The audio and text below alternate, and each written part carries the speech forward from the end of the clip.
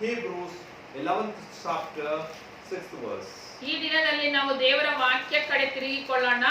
ದೇವರ ವಾಕ್ಯದಲ್ಲಿ ಎಬ್ರೆಯರ್ ಬರೆದ ಪತ್ರಿಕೆ 11ನೇ ಅಧ್ಯಾಯ 6th verse. 6ನೇ ವಾಕ್ಯವನ್ನು ನಾವು ನೋಡೋಣ. Yes.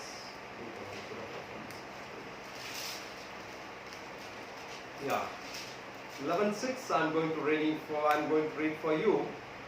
But without faith it is impossible to please him. So today the topic what we are going to discuss from the word of God is pleasing God.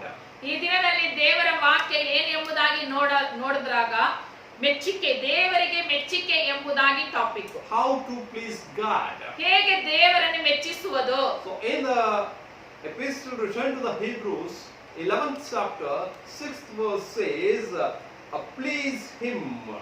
ಎಬ್ರೆಯರ್ ಬರೆದ ಪತ್ರಿಕೆ 11ನೇ ಅಧ್ಯಾಯ 6ನೇ ವಾಕ್ಯದಲ್ಲಿ ಹೇಳುತ್ತದೆ ದೇವರನ್ನು ಮೆಚ್ಚಿಸುವುದು. So we have to please God.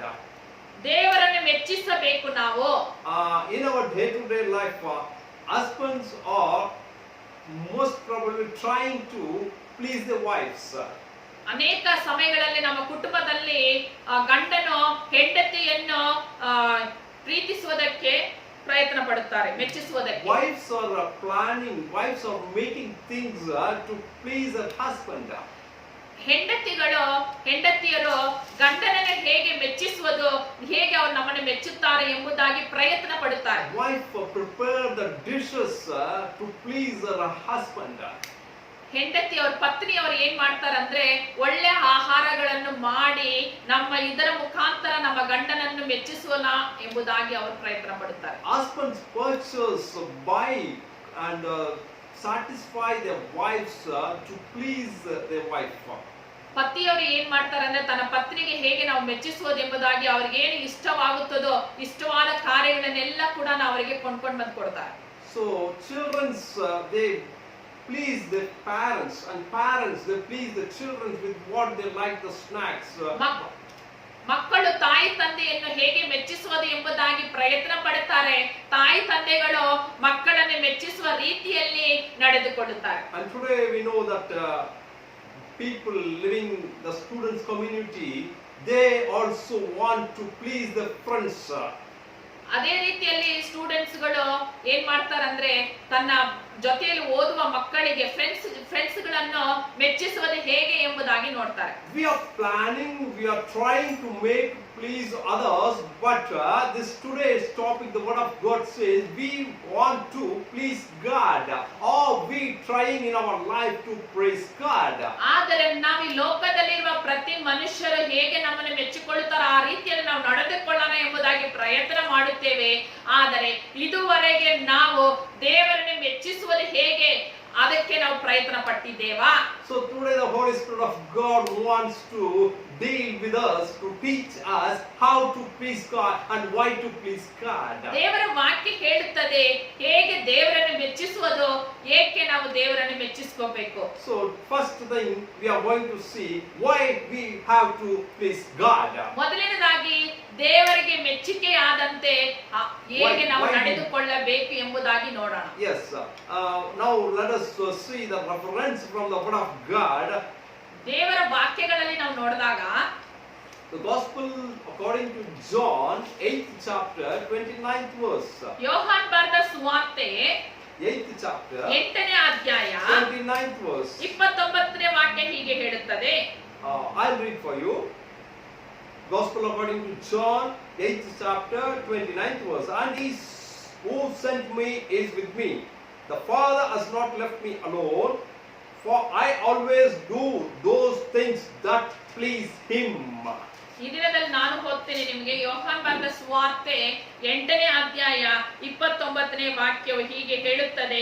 ನಾನು ಆತನಿಗೆ ಮೆಚ್ಚುಗೆಯಾದದ್ದನ್ನು ಯಾವಾಗಲೂ ಮಾಡುವುದರಿಂದ ಆತನು ನನ್ನನ್ನು ಒಂಟಿಗನಾಗಿ ಬಿಡಲಿಲ್ಲ ಅಂದನು. So here we read that the Lord Jesus Christ says, I always, not sometimes, always do those things that please my Father. ಇಲ್ಲಿ ದೇವರ ವಾಕ್ಯ ಹೇಳುತ್ತದೆ ಕ್ರಿಸ್ತನು ತಂದೆಯಾದ ದೇವರನ್ನು ಯಾವಾಗಲೂ ಒಂದು ಸಾರಿ ಅಲ್ಲ ಎರಡು ಸಾರಿ ಅಲ್ಲ, ನಿತ್ಯವೂ ಆತನಿಗೆ ಮೆಚ್ಚುಗೆಯಾದದನ್ನು ಮಾತ್ರನೇ ಮಾಡುತ್ತಾ ಇದ್ರು. When Jesus Christ was on this earth, he always lived a life that pleased the Heavenly Father.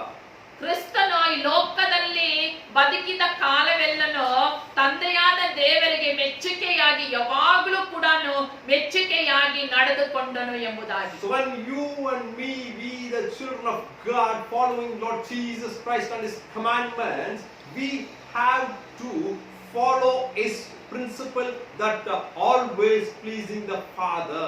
ನೀನು ನಾನು ನಾವೆಲ್ಲರೂ ಕೂಡ ದೇವರ ಮಕ್ಕಳಾಗಿದ್ದೇವೆ. ನಾವು ಕೂಡ ಯಾವಾಗಲೂ ದೇವರನ್ನು ಮೆಚ್ಚುಗೆಯಾಗಿ ನಡೆದುಕೊಳ್ಳಬೇಕು.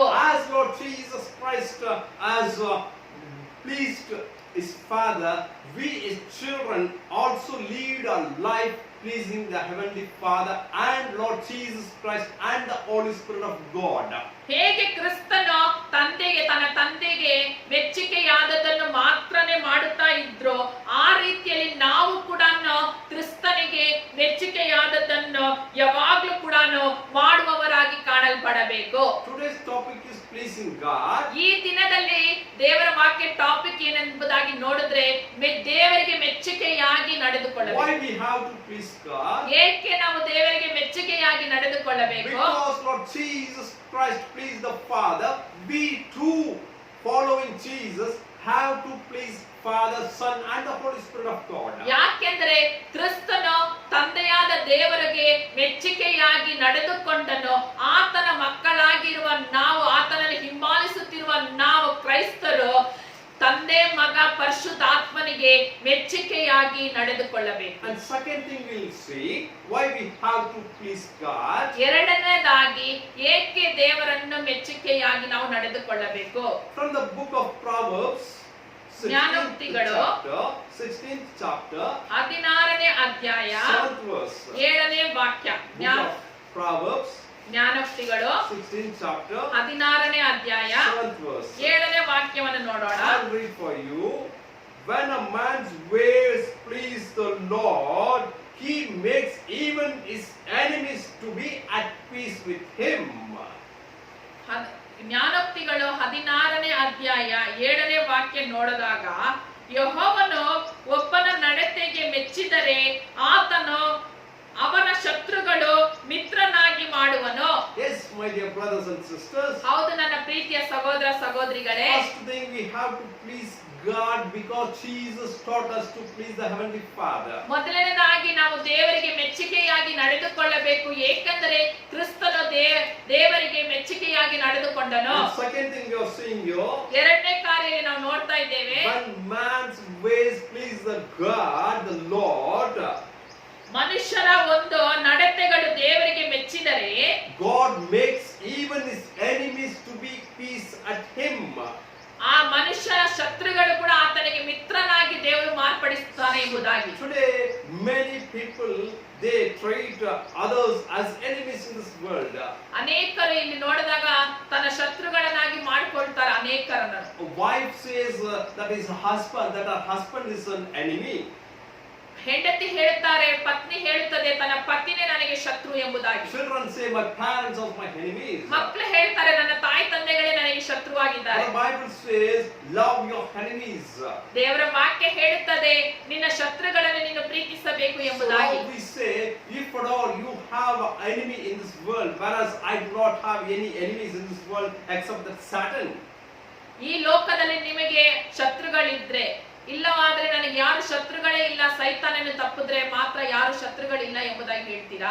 No, it is me. I do not have any enemy in this world except Satan. ನನಗೆ ಈ ಲೋಕದಲ್ಲಿ ಯಾವ ಶತ್ರುಗಳಿಲ್ಲ ಸೈತಾನನು ಬಿಟ್ರೆ. But if you do have any enemy in your family or in the community where you live, ನೀವು ಜೀವಿಸ್ತಾ ಇರುವ ನಿಮ್ಮ ಸ್ಥಳದಲ್ಲಿ ನಿಮಗೆ ಯಾರಾದರೂ ಶತ್ರುಗಳಿದ್ದಾರಾ? if it is so, when you please God, God makes peace with your enemies. ಹಾಗೆ ನಿಮಗೆ ಶತ್ರುಗಳು ನಿಮ್ಮ ಹತ್ರ ಇದ್ರೆ, ನೀವು ದೇವರಿಗೆ ಮೆಚ್ಚುಗೆಯಾಗಿ ನಡೆದುಕೊಂಡರೆ ನಿಮ್ಮ ಶತ್ರುಗಳು ನಿಮಗೆ ಮಿತ್ರರಾಗಿ ಮಾರ್ಪಡುತ್ತಾರೆ. So do not treat any of your brothers and sisters as enemies of this world. ನಿನ್ನ ಸಹೋದರ ಸಹೋದರಿಗಳು ಈ ಭೂಮಿಯಲ್ಲಿರುವ ಪ್ರತಿ ಮನುಷ್ಯರನ್ನು ನಿನ್ನ ಶತ್ರುಗಳನ್ನಾಗಿ ನೀವು ನೋಡಬಾರದು. Secondly, we see that when man's ways are pleasing to God, he makes peace with his enemies. ದೇವರ ವಾಕ್ಯ ಎರಡನೇದಾಗಿ ಹೇಳುತ್ತದೆ, ಮನುಷ್ಯನ ನಡತೆಗಳು ದೇವರಿಗೆ ಮೆಚ್ಚುಗೆಯಾದರೆ ಆತನ ಅವರ ಶತ್ರುಗಳನ್ನು ಕೂಡ ಮಿತ್ರರಾಗಿ ಮಾರಿಸುತ್ತಾನೆ So ಎಂಬುದಾಗಿ. we should not hate, we should not come against our brothers and sisters and our neighbors. ನಾವು ನಮ್ಮ ಸಹೋದರ ಸಹೋದರಿಗಳನ್ನು ಪಕ್ಕದಲ್ಲಿರುವ ಯಾರಿದ್ರೇನು ಕೂಡ ಯಾರನ್ನು ಕೂಡ ನಾವು ದ್ವೇಷಿಸಬಾರದು. So if we lead our life pleasing to God, he will make the enemies at peace. ನಮ್ಮ ನಡತೆಗಳು ದೇವರಿಗೆ ಮೆಚ್ಚುಗೆಯಾಗಿದ್ರೆ ದೇವರು ನಮ್ಮ ಶತ್ರುಗಳನ್ನು ಕೂಡ ನಮಗೆ ಮಿತ್ರರಾಗಿ Yes, ಮಾರ್ಪಡಿಸುತ್ತಾನೆ. first thing we have to please God because Jesus pleased his Father. ಮೊದಲನೇದಾಗಿ ನಾವು ದೇವರಿಗೆ ಮೆಚ್ಚುಗೆಯಾಗಿ ನಡೆದುಕೊಳ್ಳಬೇಕು, ಏಕೆಂದರೆ ಕ್ರಿಸ್ತನು ಕೂಡ ತಂದೆಯಾದ ದೇವರಿಗೆ ಮೆಚ್ಚುಗೆಯಾಗಿ ನಡೆದುಕೊಂಡನು. Secondly, we have seen that man's ways, our ways are pleasing to God, he makes our enemies at peace to us. ಎರಡನೇದಾಗಿ ನಮ್ಮ ನಡತೆ ದೇವರಿಗೆ ಮೆಚ್ಚುಗೆಯಾಗಿ ಇದ್ರೆ ದೇವರು ನಮ್ಮ ಶತ್ರುಗಳನ್ನು ಕೂಡ ನಮಗೆ ಮಿತ್ರರಾಗಿ And ಮಾರಿಸುತ್ತಾನೆ. third thing we are going to read from Romans 15th chapter 2nd verse. ಮೂರನೇ ಕಾರ್ಯ ರೋಮರ್ ಬರೆದ ಪತ್ರಿಕೆ 15th chapter 15ನೇ ಅಧ್ಯಾಯ 2nd verse. ಎರಡನೇ ವಾಕ್ಯದಲ್ಲಿ I'll ನೋಡೋಣ. read for you. Let us each of us please his neighbor for his good, leading to edification. ರೋಮರ್ ಬರೆದ ಪತ್ರಿಕೆ 15th chapter 15ನೇ ಅಧ್ಯಾಯ second verse. ಎರಡನೇ ವಾಕ್ಯನ ನಿಮಗಾಗಿ ಓದ್ತೇನೆ. Yes. ನಿಮ್ಮಲ್ಲಿ ಪ್ರತಿಯೊಬ್ಬನು ತನ್ನ ನೆರೆಯವರನ್ನು ಹಿತವಾಗಿ ಭಕ್ತಿ ವೃದ್ಧಿಯನ್ನು ಅಪೇಕ್ಷಿಸುವನಾಗಿ ಅವನ ಸುಖವನ್ನು ನೋಡಿಕೊಳ್ಳಲಿ. Amen. Here the Bible says that each one of us should please his neighbor. ಇಲ್ಲಿ ದೇವರ ವಾಕ್ಯ ಹೇಳುತ್ತದೆ, ತನ್ನ ನೆರೆಯವರನ್ನು ಪ್ರೀತಿಸಬೇಕು, ಹಿತವಾಗಿ ನೋಡಿಕೊಳ್ಳಬೇಕು. So when we please our neighbor for his goodness, it is leading to his edification. ತನ್ನ ನೆರೆಯವರನ್ನು ಹಿತಕ್ಕಾಗಿ ಭಕ್ತಿ ವೃತ್ತಿಗಾಗಿ ಅಪೇಕ್ಷಿಸುವನಾಗಿದ್ರೆ ಅವನ ಸುಖವನ್ನು ನೋಡಿಕೊಳ್ಳಲಿ ಎಂಬುದಾಗಿ ದೇವರ ವಾಕ್ಯ If we ಹೇಳುತ್ತದೆ. please God, if we please our neighbor is going to be edified. Edified means that he comes more closer and closer to God through your pleasing nature towards your neighbor. ನೀವು ನಿಮ್ಮ ನೆರೆಯವರಿಗೆ ಮೆಚ್ಚುಗೆಯಾಗಿ ನಡೆದುಕೊಂಡರೆ ನಿಮ್ಮ ನೆರೆಯವರು ಇನ್ನ ನಿಮ್ಮ ಹತ್ತಿರ ಬಂದು ನಿಮ್ಮ ಹಿತಕ್ಕಾಗಿ ನಿಮ್ಮ ಹತ್ರ ಒಂದು ಕ್ಲೋಸ್ ಆಗಿ ನಿಮ್ಮಲ್ಲಿ ಇರ್ತಾರೆ. When our ways please our neighbor, he comes closer to God. That is the edification. That's why the Romans 15th chapter 2nd verse says, through your good pleasing manner, your neighbor will be edified.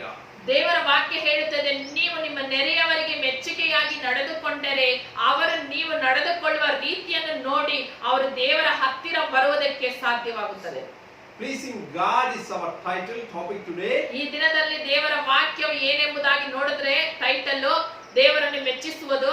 And the three things we have seen. ಮೂರು ಕಾರ್ಯಗಳನ್ನು ನಾವು Why ನೋಡಿದ್ದೇವೆ. we have to please God. ಏಕೆ ದೇವರನ್ನು ನಾವು ಮೆಚ್ಚಿಸಬೇಕು ಎಂಬುದಾಗಿ. First thing, we want to please God because Lord Jesus Christ pleased his Father. So we have to please the Father, Son and the Holy Spirit of God. ಮೊದಲನೇದಾಗಿ ನಾವು ದೇವರನ್ನು ಮೆಚ್ಚಿಸುವವರಾಗಿ ನಡೆದುಕೊಳ್ಳಬೇಕು, ಏಕೆಂದರೆ ಕ್ರಿಸ್ತನು ಕೂಡ ಈ ಲೋಕದಲ್ಲಿ ತಂದೆಯಾದ ದೇವರಿಗೆ ಮೆಚ್ಚುಗೆಯಾಗಿ ನಡೆದುಕೊಂಡನು. Secondly, we have seen that when we please God, God makes the enemies to peace at ourselves. ಎರಡನೇದಾಗಿ ನಾವು ದೇವರಿಗೆ ನಮ್ಮ ನಡತೆಯಲ್ಲಿ ದೇವರಿಗೆ ಮೆಚ್ಚುಗೆಯಾಗಿ ನಡೆದುಕೊಂಡರೆ ನಮ್ಮ ಶತ್ರುಗಳನ್ನು ಮಿತ್ರನಾಗಿ ಮಾರ್ಪಡಿಸುತ್ತಾನೆ. Third thing we have seen, if we please our neighbor, he will be edified to coming to God.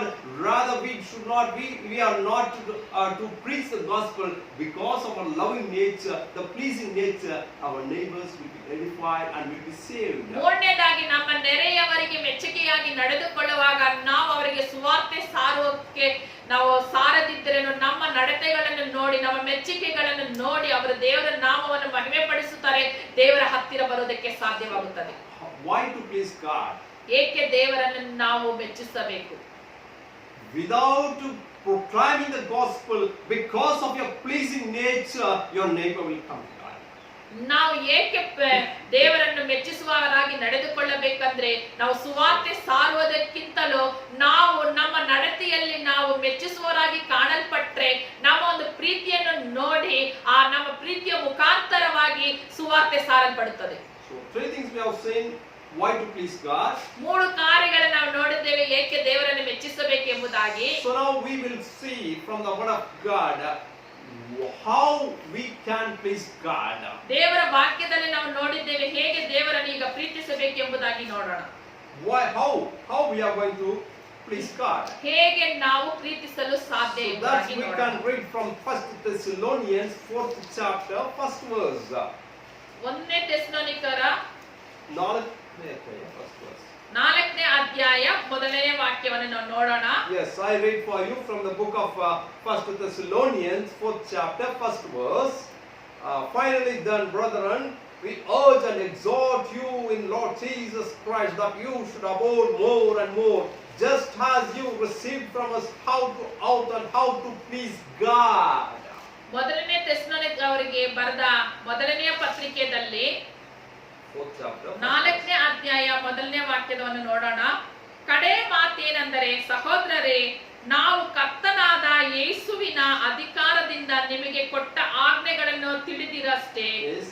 ನೀವು ಹೇಗೆ ನಡೆದು ದೇವರನ್ನು ಮೆಚ್ಚಿಸಬೇಕೋ ಅದನ್ನು ನಮ್ಮಿಂದ ಕಲಿತುಕೊಂಡು ಅದರಂತೆ ನಡೆಯುತ್ತಲೇ ಇದ್ದೀರಿ. How can we please God? ಹೇಗೆ ನಾವು ದೇವರನ್ನು ಮೆಚ್ಚಿಸುವರಾಗಿ Here ಇರಬೇಕು. in the 1 Thessalonians 4th chapter 1st verse, the Bible says, have what you heard, how to please God, we can hear from the word of God. ಇಲ್ಲಿ ಮೊದಲನೇ ಥೆಸಲೋನಿಕ 4ನೇ ಅಧ್ಯಾಯದಲ್ಲಿ 1ನೇ ವಾಕ್ಯದಲ್ಲಿ ನಾವು ಕೇಳಿದ ಪ್ರಕಾರ ಹೇಗೆ ದೇವರಿಗೆ ಮೆಚ್ಚುಗೆಯಾಗಿ ನಾವು ನಡೆದುಕೊಳ್ಳಲು ಸಾಧ್ಯ ಎಂಬುದಾಗಿ. So we have to hear the word of God.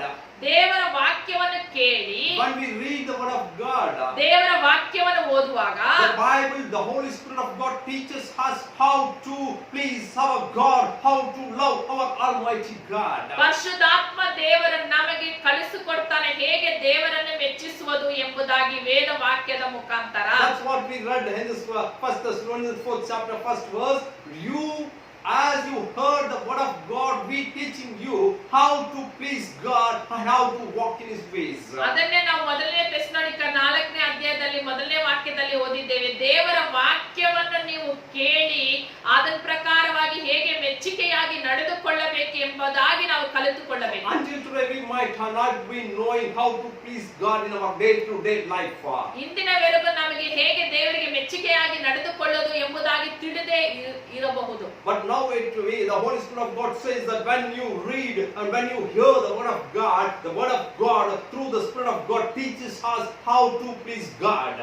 ಈ ದಿನದಲ್ಲಿ ಪರಿಶುದ್ಧಾತ್ಮ ದೇವರು ನಮಗೆ ಈ ದಿನದಲ್ಲಿ ಬೋಧಿಸ್ತಾ ಇದ್ದಾರೆ. ಹೇಗಂದ್ರೆ ದೇವರ ವಾಕ್ಯವು ಓದುವ ಮುಖಾಂತರ, ದೇವರ ವಾಕ್ಯವು ಕೇಳುವ ಮುಖಾಂತರವಾಗಿ ದೇವರಿಗೆ ಹೇಗೆ ಮೆಚ್ಚುಗೆಯಾಗಿ ನಡೆದುಕೊಳ್ಳಬೇಕು ಎಂಬುದಾಗಿ ಆತನು ನಮಗೆ ಹೇಳಿಕೊಡುತ್ತಾನೆ. So if at all you want to please God, hear the word of God and read the word of God.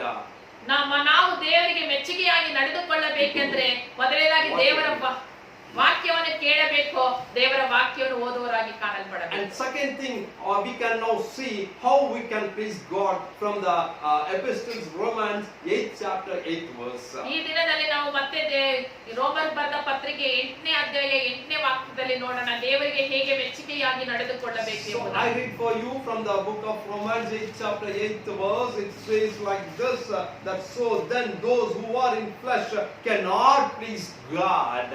ರೋಮರ್ ಬರೆದ ಪತ್ರಿಕೆ 8ನೇ ಅಧ್ಯಾಯ 8ನೇ ವಾಕ್ಯದಲ್ಲಿ ಹೇಳುತ್ತದೆ, ಶರೀರ ಭಾವದೀನರು ದೇವರಿಗೆ ಮೆಚ್ಚುಗೆಯಾಗಿ ಇರಲಾರರು. So first thing how we can please God is through hearing the word of God and reading the word of God and walking through the word of God we can please God. ಮೊದಲನೇದಾಗಿ ದೇವರ ವಾಕ್ಯವನ್ನು ಕೇಳುವುದರ ಮುಖಾಂತರ, ದೇವರ ವಾಕ್ಯವನ್ನು ಓದಿ ಅದರ ಮುಖಾಂತರವಾಗಿ ದೇವರಿಗೆ ಮೆಚ್ಚುಗೆಯಾಗಿ ನಡೆದುಕೊಳ್ಳಲು ಸಾಧ್ಯ.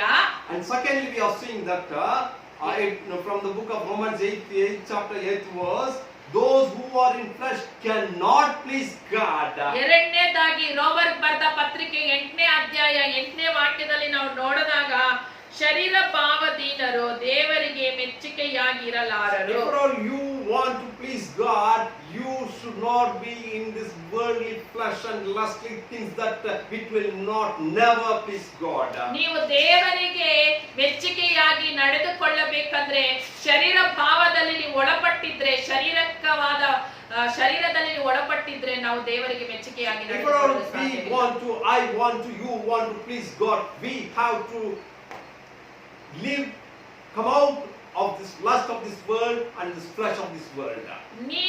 ನೀವು ದೇವರಿಂದ ಮೆಚ್ಚುಗೆಯಾಗಿ ನಡೆದುಕೊಳ್ಳಬೇಕಂದ್ರೆ ಶರೀರ ಭಾವವನ್ನು ಅನುಸರಿಸದೆ ಆ ಶರೀರ ಭಾವವನ್ನು ಬಿಟ್ಟು ನಾವು ಹೊರಬರುವಾಗ ಮಾತ್ರನೇ ದೇವರಿಗೆ ಮೆಚ್ಚುಗೆಯಾಗಿ ನಡೆದುಕೊಳ್ಳಲು Only ಸಾಧ್ಯ. the people who walk according to the Spirit of God, with an inner man filled with the Spirit of God, can only please God in his life and in his day.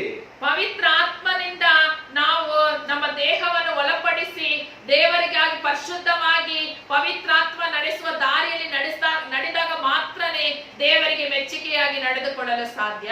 So, two things we have seen how to please God. ಎರಡು ಕಾರ್ಯಗಳು ನಾವು ನೋಡಿದ್ದೇವೆ ಹೇಗೆ ದೇವರನ್ನು ನಾವು ಮೆಚ್ಚಿಸುವುದು ಎಂಬುದಾಗಿ. First thing, hearing the word of God, reading the word of God, walking according to the word of God, we can please God. ಮೊದಲನೇದಾಗಿ ದೇವರ ವಾಕ್ಯವನ್ನು ಕೇಳುವ ಮುಖಾಂತರ ಓದುವ ಮುಖಾಂತರ ದೇವರಿಗೆ ಮೆಚ್ಚುಗೆಯಾಗಿ ನಡೆದುಕೊಳ್ಳಬಹುದು. Secondly, when we are in flesh, we cannot please God, so we have to change into spirituality to be filled by the Holy Spirit of God, then we can please God. ಶರೀರ ಭಾವವನ್ನು ಅನುಸರಿಸಿ ನಡೆಯುವವರಾಗಿದ್ರೆ ನಾವು ದೇವರಿಗೆ ಮೆಚ್ಚುಗೆಯಾಗಿ ನಡೆದುಕೊಳ್ಳಲು ಸಾಧ್ಯವಿಲ್ಲ. ಶರೀರ ಭಾವವನ್ನು ಬಿಟ್ಟು ನಾವು ಪರಿಶುದ್ಧಾತ್ಮವನ್ನು ಅನುಸರಿಸಿ ನಡೆಯುವವರಾಗಿ ಕಾಣಲ್ಪಡುವಾಗ ಮಾತ್ರನೇ ದೇವರಿಗೆ ಮೆಚ್ಚುಗೆಯಾಗಿ ನಡೆದುಕೊಳ್ಳಲು ಸಾಧ್ಯ. Third thing, we are going to read from again the Hebrews 11th chapter 6th verse. ಮೂರನೇ ಕಾರ್ಯ ಎಬ್ರಾಯ ಬರೆದ ಪತ್ರಿಕೆ 11ನೇ ಅಧ್ಯಾಯದಲ್ಲಿ ಮತ್ತೆ ನಾವು ಓದೋದು ಕೇಳೋಣ. But without faith it is impossible to please God. ನಂಬಿಕೆ ಇಲ್ಲದೆ ದೇವರಿಗೆ ಮೆಚ್ಚುಗೆಯಾಗಿ ನಡೆದುಕೊಳ್ಳಲು ಅಸಾಧ್ಯವೆಂಬುದಾಗಿ ಬರೆಯಲ್ಪಟ್ಟಿದೆ. My dear beloved brothers and sisters, if you want to please my God as Lord Jesus Christ pleased his Father, we have to be in faith. Without faith it is impossible to please God. ಮೂರನೇದಾಗಿ ನಾವು ದೇವರಿಗೆ ಮೆಚ್ಚುಗೆಯಾಗಿ ನಡೆದುಕೊಳ್ಳಬೇಕಂದ್ರೆ ಕ್ರಿಸ್ತನು ಹೇಗೆ ದೇವರಿಗೆ ಮೆಚ್ಚುಗೆಯಾಗಿ ನಡೆದುಕೊಂಡಾನೋ ಆ ರೀತಿಯಲ್ಲಿ ನಾವು ನಡೆದುಕೊಳ್ಳಬೇಕಂದ್ರೆ ನಮ್ಮಲ್ಲಿ ನಂಬಿಕೆ ಇರಬೇಕು. Again, now we came to this topic verse, that is Hebrews 11th chapter 6th verse. ಮತ್ತೆ ನಾವು ಟಾಪಿಕ್ ವಾಕ್ಯಕ್ಕೆ ಬಂದಿದ್ದೇವೆ. ಎಬ್ರಾಯ ಬರೆದ ಪತ್ರಿಕೆ 11ನೇ ಅಧ್ಯಾಯ 8ನೇ ವಾಕ್ಯಕ್ಕೆ. Pleasing God. ದೇವರಿಗೆ ಮೆಚ್ಚುಗೆಯಾಗಿ ನಡೆದುಕೊಳ್ಳಬೇಕು. Three things we have seen. Why have ಮೂರು to please ಕಾರ್ಯಗಳನ್ನು ನಾವು God? ನೋಡಿದ್ದೇವೆ. And the third thing, how to please God. Three things. ಹೇಗೆ ದೇವರನ್ನು ಮೆಚ್ಚಿಸುವುದು ಎಂಬುದಾಗಿ ಮೂರು ಕಾರ್ಯಗಳು ನೋಡಿದ್ದೇವೆ. So without faith we cannot please God. ಮೂರನೇದಾಗಿ ನಂಬಿಕೆ ಇಲ್ಲದೆ ದೇವರಿಗೆ ಮೆಚ್ಚುಗೆಯಾಗಿ ನಡೆದುಕೊಳ್ಳಲು ಸಾಧ್ಯವಿಲ್ಲ. Many Christians are living for namesake without faith. Faithless Christians cannot please God. ಈ ದಿನದಲ್ಲಿ ಅನೇಕ ಕ್ರೈಸ್ತರು ನಂಬಿಕೆ ಇಲ್ಲದೆ ಲೋಕದಲ್ಲಿ ಬದುಕುತ್ತಾ ಇದ್ದಾರೆ. ನಂಬಿಕೆ ಇಲ್ಲದೆ ಕ್ರಿಸ್ತನ ಜೀವಿತವಾಗಿರಲು ಸಾಧ್ಯವಿಲ್ಲ. ನಂಬಿಕೆ ಇಲ್ಲದೆ ಕ್ರೈಸ್ತರಾಗಿರಲು ಸಾಧ್ಯವಿಲ್ಲ. If all we want to please our Father, Son and the Holy Spirit, we have to be in faith.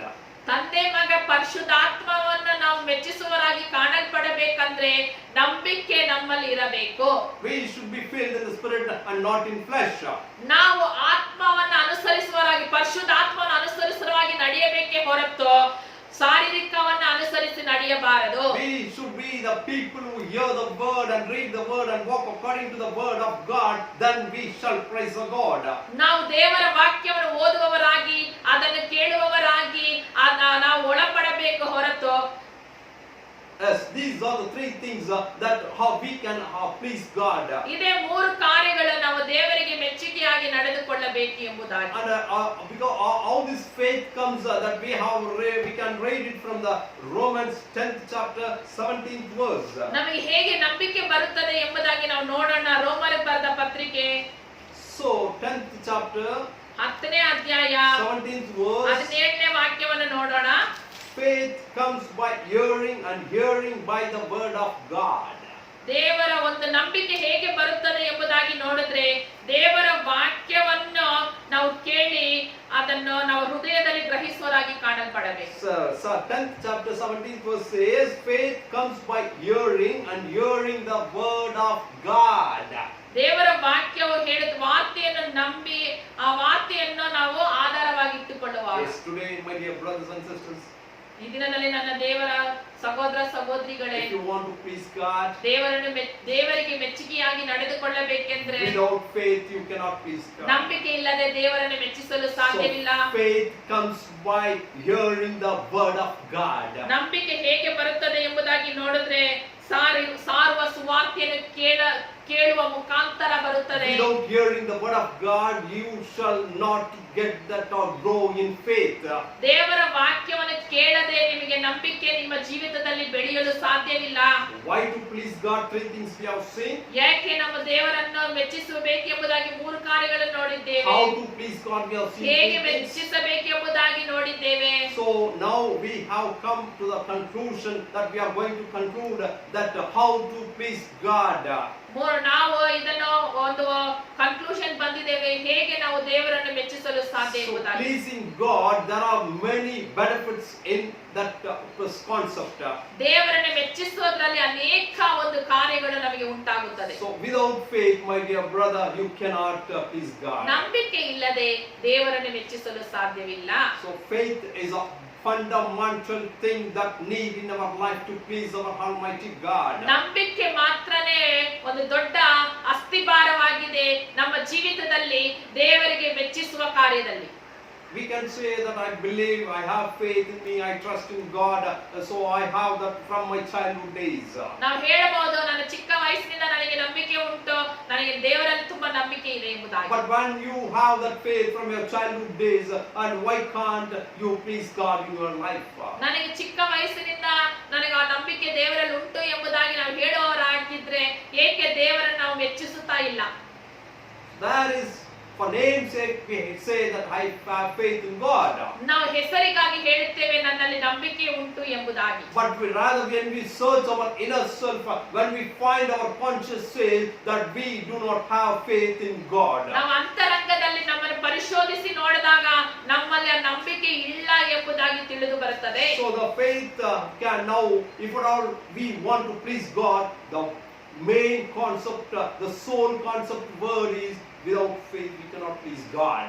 ನಾವು ದೇವರನ್ನು ಮೆಚ್ಚಿಸಬೇಕೆಂದ್ರೆ ಅದಕ್ಕೆ ಅಸ್ತಿಭಾರ ಏನಂದ್ರೆ ನಂಬಿಕೆಯಾಗಿರಬೇಕು, ನಾವು ನಂಬಿಕೆ ಉಳ್ಳವರಾಗಿರಬೇಕು. So now let us see what the things about faith and we'll pray and conclude here. ಆ ನಂಬಿಕೆಯನ್ನು ಕುರಿತು ನಾವು ನೋಡಿ ಮತ್ತೆ ಪ್ರಾರ್ಥಿಸೋಣ. So Hebrew 11th chapter first verse says like this. ಹೆಬ್ರಿಯರ ಬರೆದ ಪತ್ರಿಕೆ 11ನೇ ಅಧ್ಯಾಯ.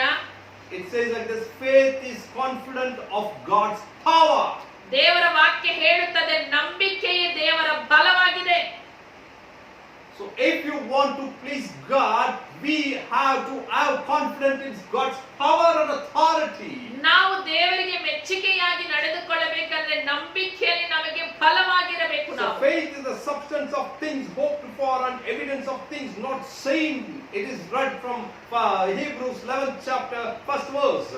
ಹೆಬ್ರಿಯರ ಬರೆದ ಪತ್ರಿಕೆ 11ನೇ ಅಧ್ಯಾಯ 1ನೇ ವಾಕ್ಯದಲ್ಲಿ ಹೇಳುತ್ತದೆ, ನಂಬಿಕೆಯು ನಾವು ನಿರೀಕ್ಷಿಸುವವುಗಳ ವಿಷಯಗಳಲ್ಲಿ ಭರವಸೆಯಿಂದಿರುವ ಕಣ್ಣಿಗೆ ಕಾಣದವುಗಳನ್ನು ನಿಜವೆಂದು ತಿಳಿದುಕೊಳ್ಳುವುದಾಗಿದೆ. When we have confidence in God's power, you can please God in all ದೇವರ circumstances. ಫಲದಲ್ಲಿ ನಮಗೆ ನಂಬಿಕೆ ಇದ್ರೆ ದೇವರಿಗೆ ಮೆಚ್ಚುಗೆಯಾಗಿ ನಡೆದುಕೊಳ್ಳಲು ಸಾಧ್ಯ. Secondly, faith can be defined as it is a certain of God's promises. ಈ ನಂಬಿಕೆ ಎರಡನೇದಾಗಿ ಏನ್ ಹೇಳುತ್ತದೆ ಎಂಬುದಾಗಿ ನೋಡಿದ್ರೆ ದೇವರ ಒಂದು ಅದ್ಭುತ ಕಾರ್ಯಗಳನ್ನು, ಸೂಚನೆ ಕಾರ್ಯಗಳನ್ನು ತಿಳಿಯಪಡಿಸುತ್ತದೆ. So we should be certain, we should be confirmed to the God's promises. ದೇವರು ಕೊಟ್ಟ ವಾಗ್ದಾನಗಳನ್ನು ನಾವು ಅದನ್ನ ಖಂಡಿತವಾಗಿ ನಂಬುವರಾಗಿರುವುದೇ ನಂಬಿಕೆಯಾಗಿದೆ.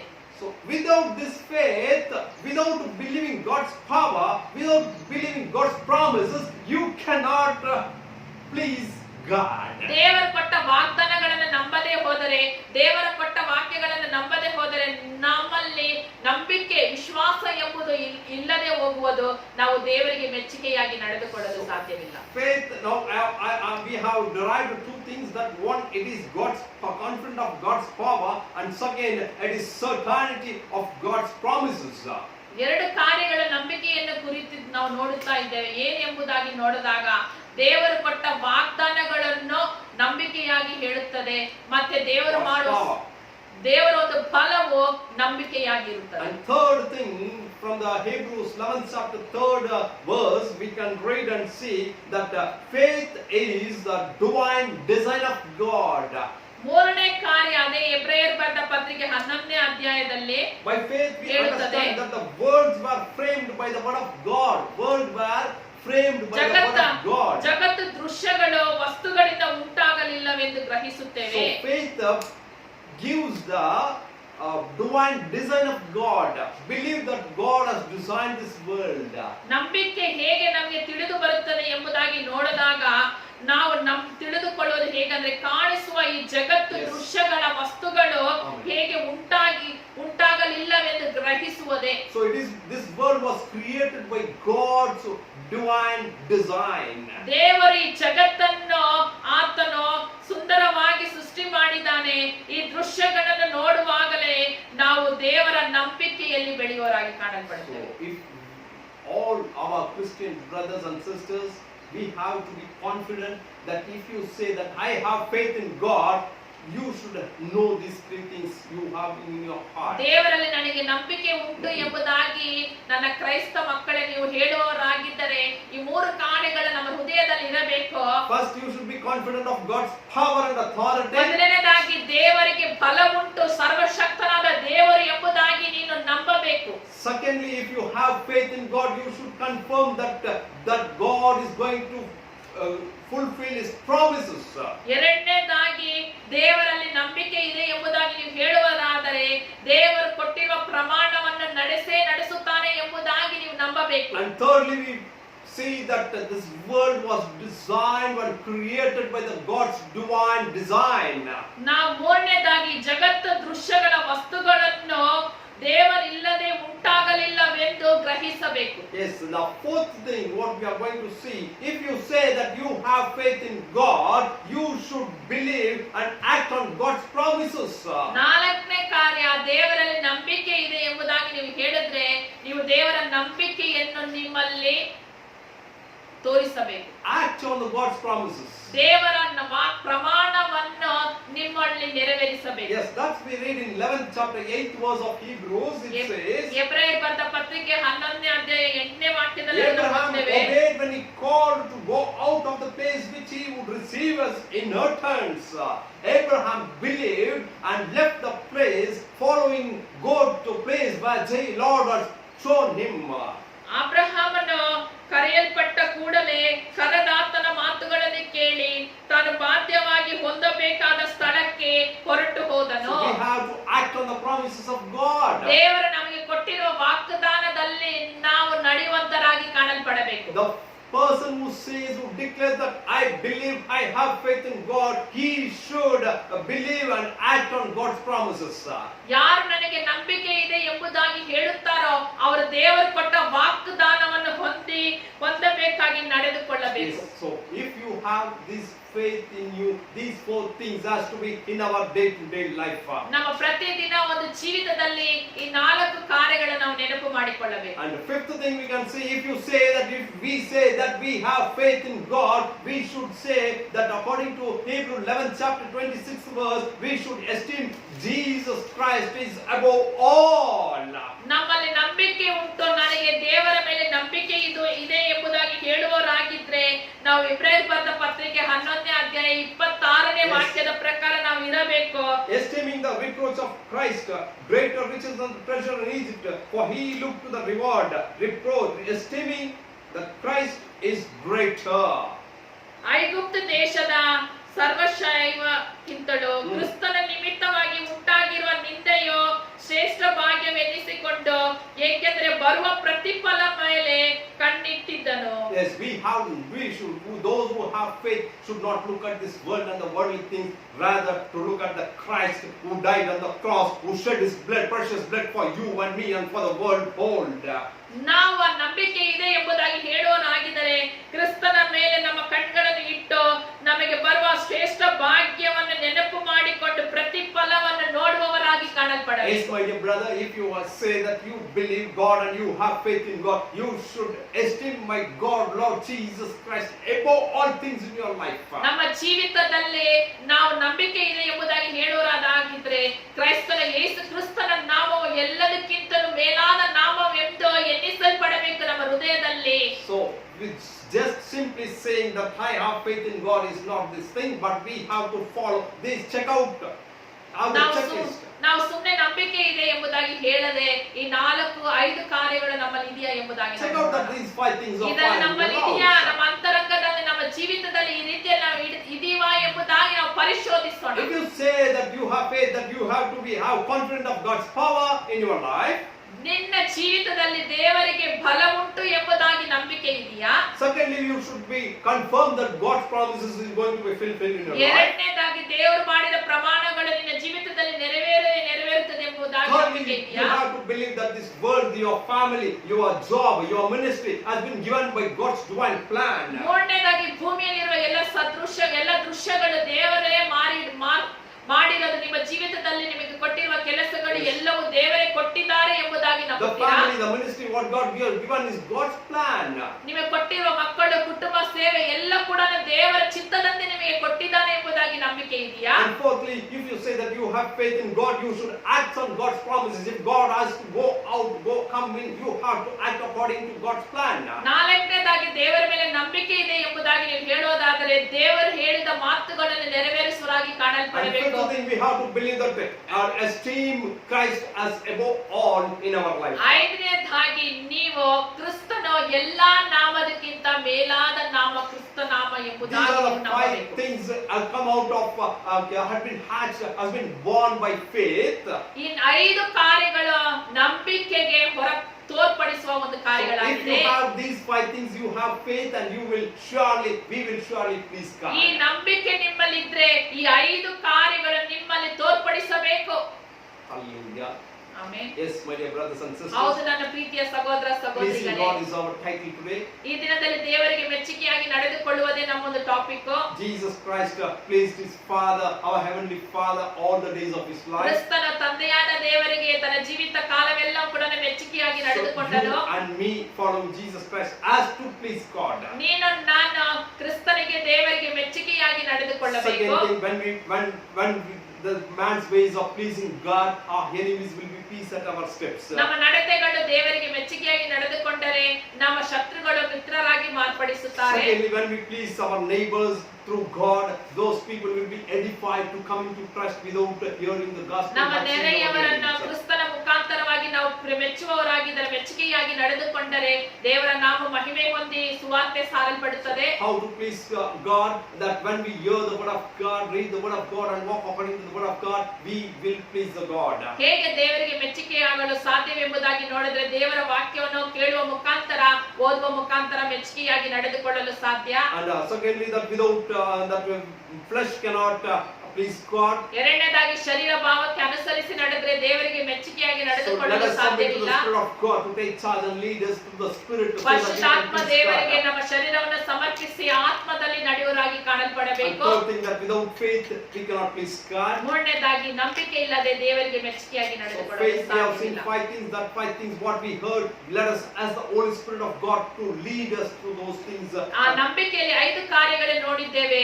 ಆ ನಂಬಿಕೆ ಉಳ್ಳವನ 5 ಕಾರ್ಯಗಳನ್ನು ತೋರ್ಪಡಿಸುವನಾಗಿ ಕಾಣಲ್ಪಡಬೇಕು. Yes, my dear brothers and sisters. ಹೌದು ನನ್ನ ಪ್ರೀತಿಯ ಸಹೋದರ ಸಹೋದರಿಗಳೇ, Jesus Christ came into this earth, ಯೇಸು ಕ್ರಿಸ್ತನೇ ಲೋಕಕ್ಕೆ ಬಂದಿದ್ದು, died on the cross, ಶಿಲುಬೆಯಲ್ಲಿ ಮರಣ ಹೊಂದಿದ್ದು, shed his precious blood ಆತನ ಪರಿಶುದ್ಧ ರಕ್ತವು ಈ ಭೂಮಿ ಮೇಲೆ ಸುರಿಸಿದ್ದಾನೆ.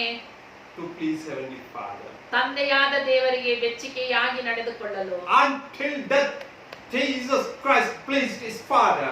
ಮರಣದವರೆಗೂ, ಮರಣ ಹೊಂದುವವರೆಗೂ ತಂದೆಯಾದ ದೇವರಿಗೆ ಮೆಚ್ಚುಗೆಯಾಗಿ ನಡೆದುಕೊಂಡನು ಕ್ರಿಸ್ತನು. Today the word of God, the Bible, the Holy Spirit of God teaches us to be aware that until our last breath or the second coming of our Lord Jesus Christ, we should please God in our day-to-day life. ಈ ದಿನದಲ್ಲಿ ಪರಿಶುದ್ಧಾತ್ಮ ದೇವರು ನಮಗೆ ಪ್ರತಿಯೊಬ್ಬರಿಗೆ ಕೂಡ ಆತನು ಬೋಧಿಸುತ್ತಾ ಇದ್ದಾನೆ. ಏನೆಂಬುದಾಗಿ ನೋಡಿದ್ರೆ ನಮ್ಮ ಕಡೆ ಉಸಿರುವರೆಗೂ, ಇಲ್ಲವಾದರೆ ದೇವರ ಎರಡನೇ ಬರುವಿಕೆವರೆಗೂ ನಾವು ದೇವರಿಗಾಗಿ ಮೆಚ್ಚುಗೆಯಾಗಿ ನಡೆದುಕೊಳ್ಳುವವರಾಗಿ ಕಾಣಲ್ಪಡಬೇಕು. Let me pray for you, my dear brothers and sisters. ನಿಮಗಾಗಿ ನಾವು ಪ್ರಾರ್ಥಿಸುತ್ತೇವೆ ಸಹೋದರ ಸಹೋದರಿಗಳೇ. We should lead our life pleasing to God.